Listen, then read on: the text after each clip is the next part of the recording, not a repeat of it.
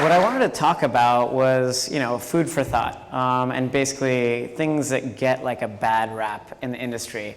And I'm not going to do what everybody thinks I'm going to do and like freestyle up here and do some bad rapping.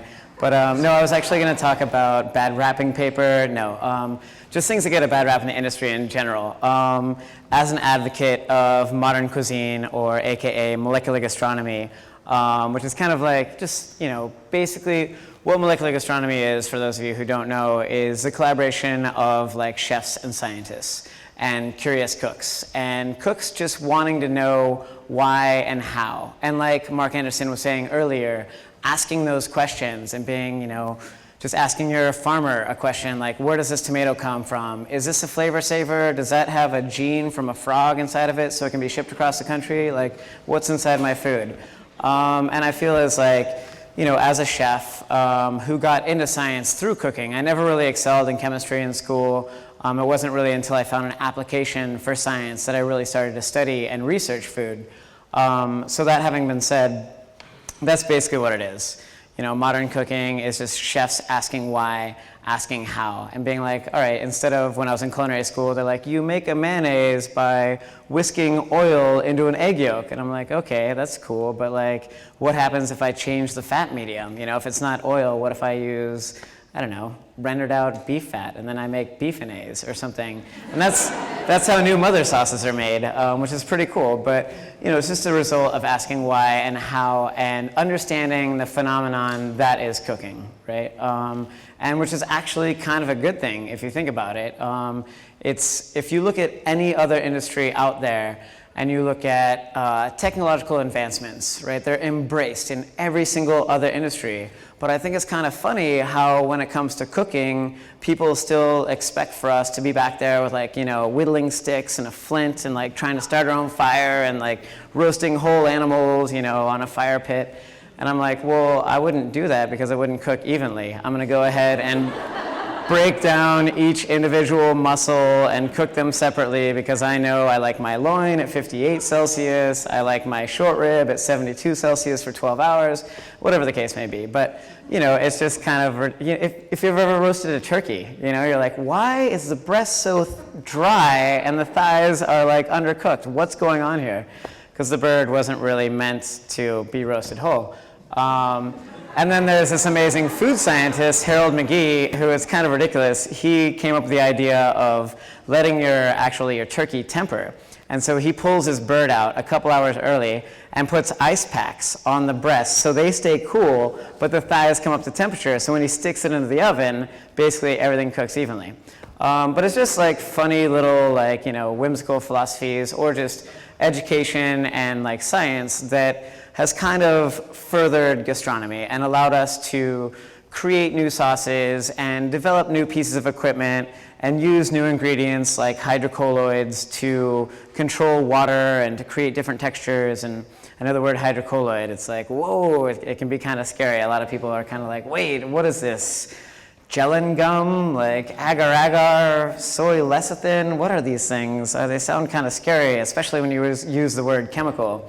But in all truth and honesty, it's kind of funny. If you look at where these chemicals that we utilize in modern cooking are derived from, they're from some actually pretty incredible ingredients.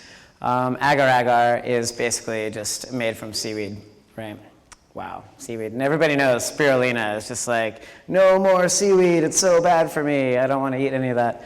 But yeah, so, but if you give somebody something like pomegranate juice in the form of like a warm gel, all of a sudden it's like kind of confusing. But in actuality, it's just a seaweed that has been consumed. They've been using it in Japan for several centuries now. And lecithin, the thing that we make all of our foams from, is you actually buy it in the health food store, and it's like in big letters, like used to boost immune system, so it's like actually not bad for you. It's actually made from, it's a soy derivative, but soy kind of gets a bad rap a little bit, but I actually kind of consume it, don't really have a problem with it, and think it's kind of a good thing. And then one of the other hydrocolloids that we utilize a lot is gellan gum. And gellan gum is actually a bacteria, it's actually a beneficial bacteria from fermented cabbage. And everybody knows like how bad kimchi is for you, so. That's another one of those misnomers. But basically that was kind of what I wanted to talk about, was how, you know, it's actually not that bad. And I feel like one of the reasons why modern cooking can get such a bad rap is because it is very involved. There are, you know, you're basically controlling like a phenomenon, and cooking, I mean, that's what it is. You're basically, cooking is, you know, altering substances, whether you're using like heat and changing the molecular structure of an ingredient by, you know, temperature, or making a ceviche and adding acid to it, which also changes the texture and actually, you know, begins to cook things. But basically what you're doing is controlling things, and if you don't really understand that process, then all of a sudden it becomes a little bit like intimidating, right? So that's where, you know, knowledge is key, essentially, and that's why I'm trying to kind of like convey this message that it's the most important thing. Like, you know, we were saying earlier, asking questions and like understanding like what the process is when you make a mayonnaise, or understanding like how proteins coagulate. And if I know that albumin, which is like the egg white around, you know, the yolk, if it coagulates at like 64.5 degrees Celsius, then why not just like drop an egg inside of its shell, cook the albumin until it sets, so you're like, you know, have a perfect egg every time. The yolk is like still liquid and moist, but yet the egg white's like coagulated. And like, why wouldn't you utilize that information to kind of like further the progression of gastronomy? I mean, it seems kind of ridiculous to me to be like, okay, well, I'm just gonna do it the way we've been doing it for like the past 5 centuries, because that's how grandma's grandma told me to do it, and that's the only way that I know how. When every other sort of, I don't know, industry out there is making all these leaps and bounds and just, you know, progressing their industries, and it's like cooking, it's like, all right, you know, I mean, don't get me wrong, I love like, you know, a Neapolitan style pizza cooked on the griddle, or like, you know, cooked in a El Forno in the pizza oven with wood and fire. Like, I'm not saying that there's anything wrong with traditional cooking. I'm a huge advocate of it. And that's actually one other thing I wanted to talk about is, you know, as a chef, like my whole philosophy is just to make things that are delicious, pretty much. Like, start with the most amazing ingredients.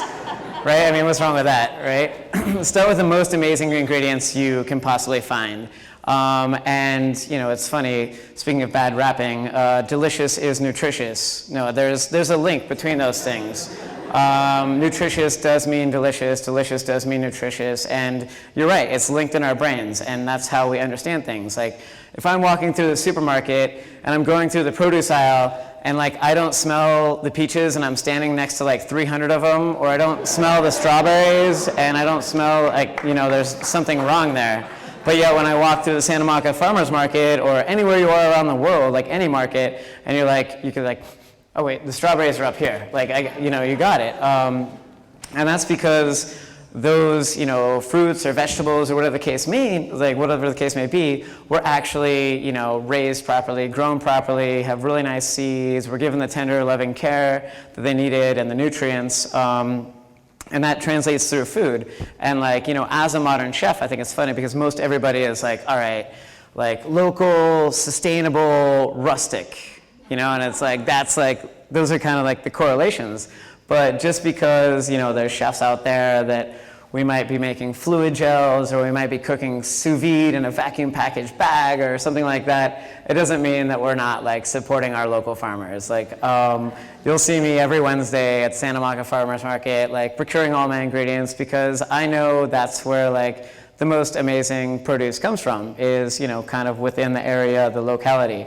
But at the same time, if you, as a chef, if you give me like side by side 2 apples, and one of them's like, you know, was just shipped from, I don't know, or asparagus or something, it's like just came from Peru, and then there's another one that's like, you know, 5 miles down the street, and the one from Peru is actually better, I might actually buy the Peruvian one, just because, like, for me, like, taste trumps all. Like, but at the same time, I am a huge advocate of local and sustainable. I used to be a salmon fisherman in Alaska, a sustainable salmon fisherman, so big advocate of that as well. Sustainable, sockeyes running in August. But yeah, so I just wanted to talk about those particular things. And one other thing, kind of off topic, that I was going to talk about was the controversial topic of foie gras, right? I know somebody's got to talk about it, right? So the one thing that I did want to say about the foie, as somebody who's been to Hudson Valley and Sonoma, both the farms, and I've actually been to Rougy, the farm in France. It's interesting. I feel like that's something that gets a huge bad rap as well. And I don't know if you guys know this, but ducks are, you probably know this, a very intelligent crowd here. They're migratory birds, and usually before you go on a big travel, if you're flying down south for the winter, you want to stock up all your food. And you're like, all right, cool, we're gonna make a big journey. Let's make sure we have plenty of food to eat, or maybe you just eat it before you go. And people realize that. Actually, the French did.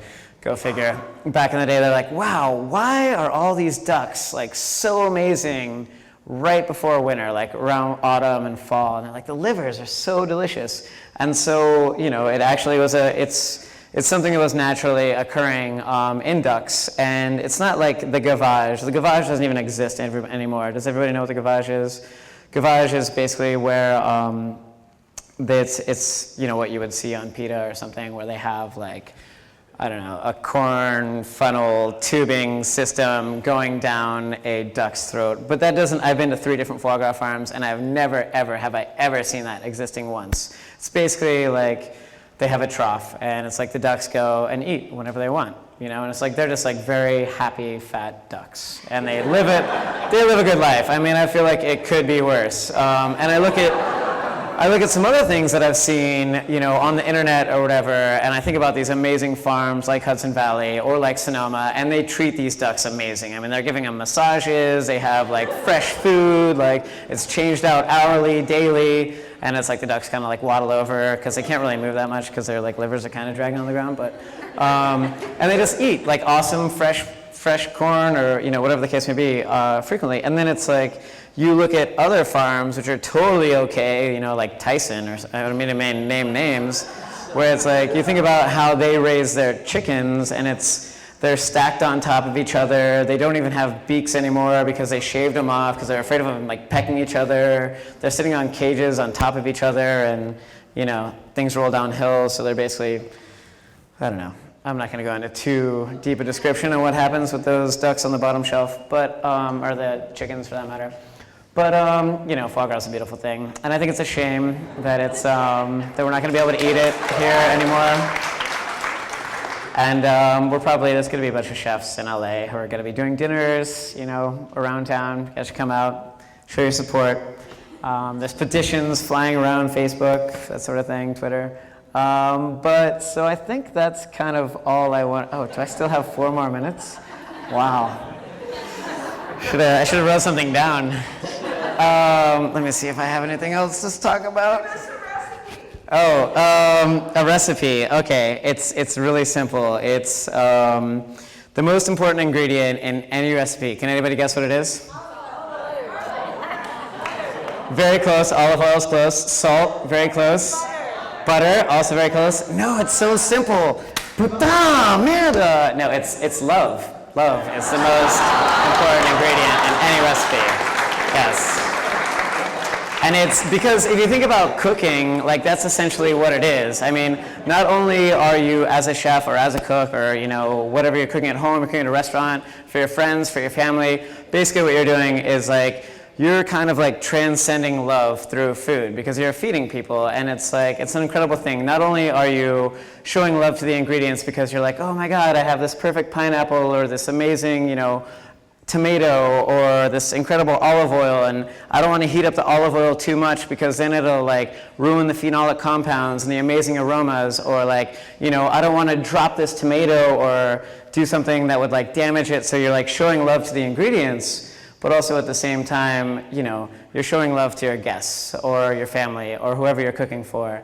And I mean, as a chef or as a home cook, I think that's the most important ingredient in any recipe. And if you talk to your food and you say, tomato, what do you want? Do you want to be cooked? Are you ripe? Do you want to be raw? Do you need acidity? Do you need sugar? Do you need balsamic? Whatever. Do you want basil? Do you not want basil? The tomato will talk back to you, and it'll be yes, basil, please, I want basil. Yeah, olive oil. Just bathe me and I'll drown in it. Oh. Speaking of the gavage, was that a recipe? I don't think that was a recipe. One of my favorite ways, I'm actually going to combine tomatoes and olive oil. One of my favorite recipes is actually, it's like a tomato sofrito, super simple. We just take amazing heirloom tomatoes, yeah, or really ripe tomatoes in general, and actually just slice them in half and take a box grater, right? And then you just like grate the tomato on the box grater, and then you can simply just discard the skin and save the flesh, right? And then what you can do is you can strain out the water and just spread it on toast, and that's how they make pan tomate in Spain. A little bit of garlic, a little bit of olive oil, a little bit of salt. But what I actually really like to do, the most amazing tomato sauce ever, is you grate those tomatoes on just a box grater, on like the thick cut box grater, and then sweat out like lots of olive oil, like enough olive oil to kind of like cover the bottom of a pan, shallots, garlic, throw in the tomatoes, and then just low and slow, and just cook it until all the water evaporates. The tomatoes will actually start to caramelize. It'll get like even like a brighter, vibrant, like red color, and then do whatever you want with it. Spread it on bread, like just lather it over your lover, I don't know. Put it in pasta. It's pretty much amazing. All right, 45 seconds. So for that wrap I was gonna do, that sign, Ted, it's got a bunch of red, and yeah, that's pretty much it. So that's all folks.